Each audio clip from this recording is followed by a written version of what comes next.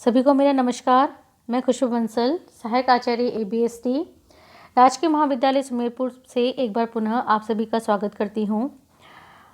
पिछले video lecture में हमने जो हमारा नया टॉपिक शुरू किया था वह था टेक्निक्स ऑफ फाइनेंशियल एनालिसिस। वित्तीय विवरणों का विश्लेषण के लिए हम क्या क्या तकनीकें अपना सकते हैं ये हमने शुरू किया था और दो मेथड्स हम ऑलरेडी कर चुके थे, कंपैरेटिव फाइनेंशियल स्टेटमेंट और कॉमन साइज फाइनेंशियल स्टेटमेंट। आज हम इस वीडियो लेक्चर में बात करेंगे वित्तीय विश्लेषण की तकनीकों के तीसरे मेथड की, प्रवृत्ति विश्लेषण की, ट्रेंड एनालिसिस की। तो ट्रेंड एनालिसिस क्या होता है कि जो हमारा बिजनेस होता है वो एक रनिंग प्रोसेस है, लगातार लॉन्ग टर्म समय के लिए चलता रहता है। कभी व्यापार में अनुकूल परिस्थिति आती है, कभी व्यापार में प्रतिकूल परिस्थिति आती है।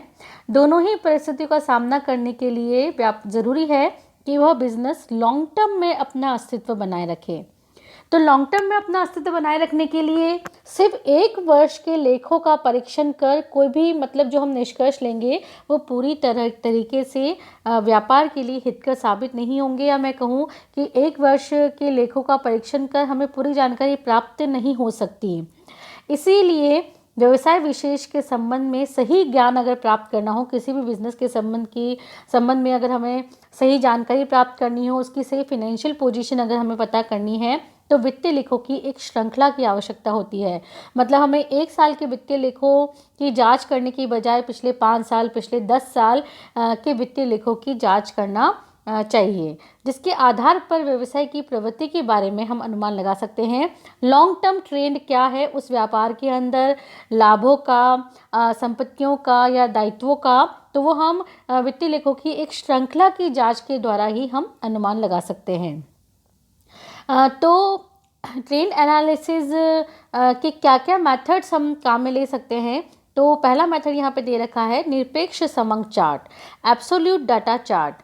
नॉर्मली क्या होता है कि जो बिजनेस होते हैं अपने व्यवसाय की प्रवृत्ति को प्रदर्शित करने के लिए वार्षिक प्रकाशित लेखों के साथ में जो भी एनुअल जो भी स्टेटमेंट बनाते हैं, फाइनेंशियल स्टेटमेंट बनाते हैं, trading profit and loss account, balance sheet, उसके साथ साथ में 10 वर्षीय सांख्यिकी सारांश, जिसे हम 10 ईयर्स स्टैटिस्टिकल समरी भी कहते हैं, वो भी प्रकाशित करते हैं।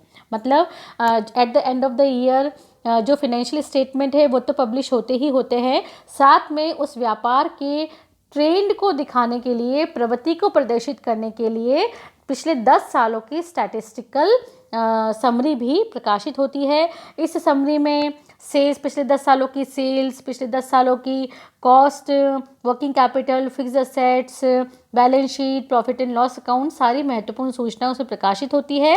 तो इस 10 सालों की सांख्यिकी सारांशों के आधार पर कंपनी के संबंध में हम कोई भी निर्णय ले सकते हैं, कोई भी धारणा बना सकते हैं और जो निर्णय होंगे वो भी एक्यूरेट ज़्यादा निकलेंगे।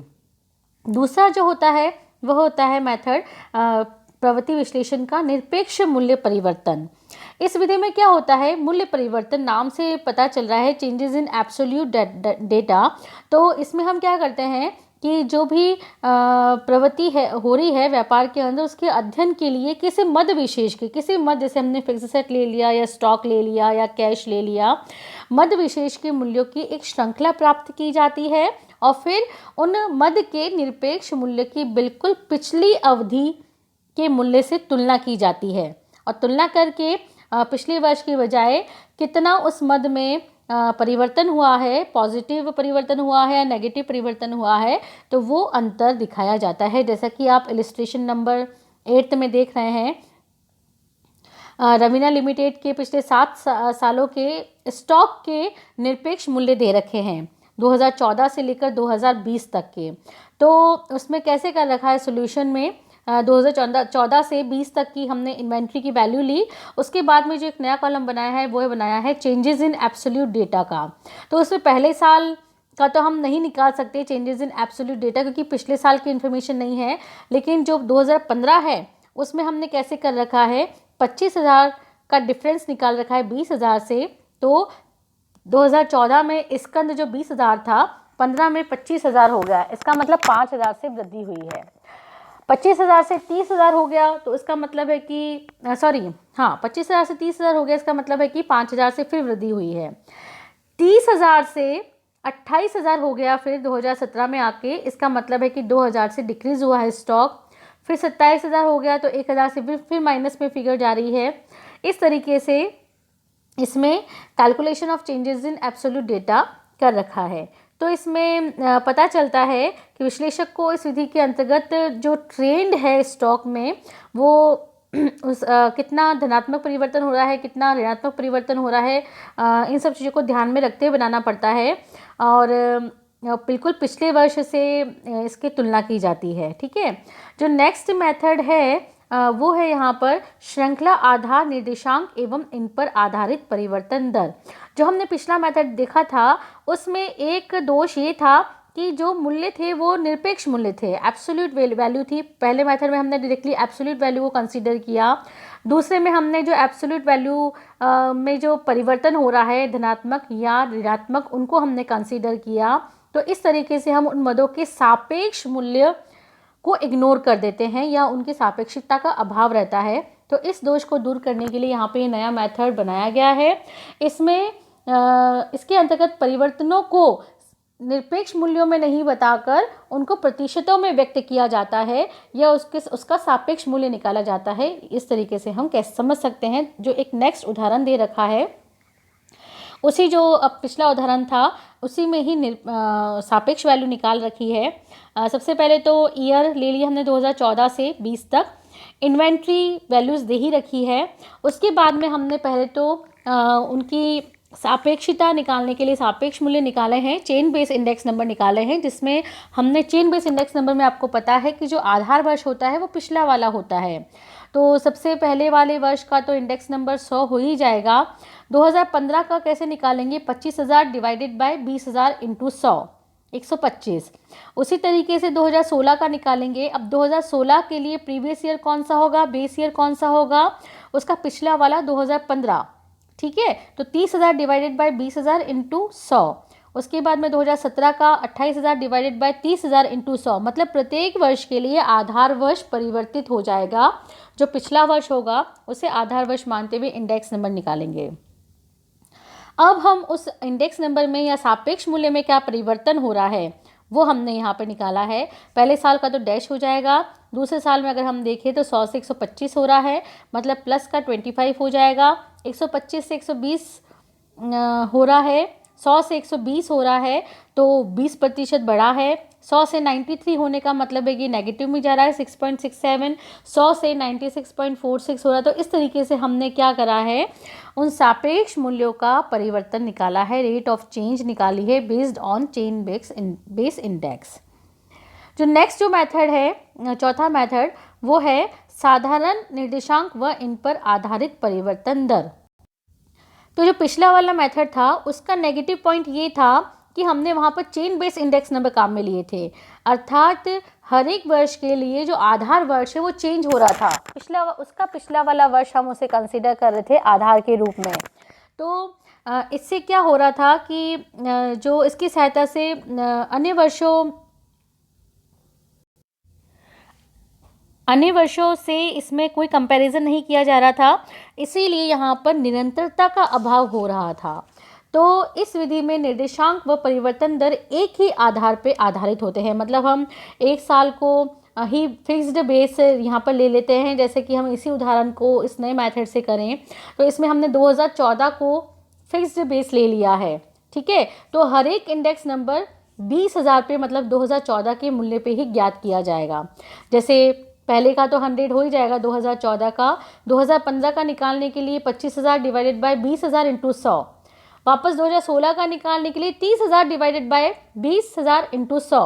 मतलब हर एक वर्ष का निकालने के लिए जो आधार वर्ष होगा वो यहाँ पे कौन सा होगा, 20,000 होगा। पहला जो है वो होगा, हर एक को उस पे ही हम 20,000 पे हम यहाँ पर डिवाइड करके इंटू 100 करके इंडेक्स नंबर निकालेंगे। और जो पिछला वाला मेथड था उसमें क्या था कि जो बेस ईयर था वो चेंज हो रहा था। इसके लिए पिछला वाला ये था 30 के लिए 25 था, 28 के लिए 30 था, 27 के लिए 28 था, 29 के लिए 27 था और 26 के लिए 29 था। तो इस तरीके से एक चेन बन रही थी, ठीक है। और इस वाले मेथड में सबके लिए जो बेस ईयर है वो 2014 का मूल्य होगा।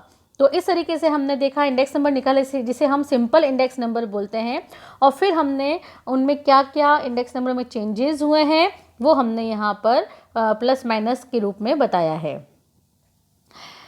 इस विधि में क्या होता है कि सापेक्ष मूल्य भी निकल रहे हैं, साथ में निरंतरता भी आ रही है, दोनों ही आ रही है। लेकिन फिर भी एक यहाँ पर दिक्कत ये रहती है कि यहाँ पे भी हमें पॉजिटिव और नेगेटिव चिन्हों का ध्यान में रखना पड़ता है, ठीक है। तो अब यहाँ पर एक जो नया मेथड और है वो है प्रवृत्ति अनुपात या प्रवृत्ति प्रतिशत। इसमें क्या होता है कि पूर्व वर्णित विधियों में हमने क्या करा है, सारे अगर आप चारों मेथड देखें तो सब में हमने क्या किया है, इन्वेंट्री, एक मद का ही हमने प्रवृत्ति बताई है। किसी एक मद विशेष की प्रवृत्ति का अध्ययन तो किया जा सकता है, लेकिन इस प्रवृत्ति का अन्य मदों से सापेक्ष अध्ययन नहीं किया जा सकता, ठीक है। तो ये जो नया मेथड है इसमें हम क्या कर सकते हैं कि एक मत की प्रवृत्ति की तुलना किसी दूसरे मत की प्रवृत्ति से अगर करना आवश्यक है तो फिर हम ये वाला मेथड काम में ले सकते हैं। तो यहाँ कुल मिला के मैं कह सकती हूँ कि यहाँ पे तुलनात्मक विश्लेषण हो जाएगा यहाँ पर दोनों का, दो मदों के बीच में।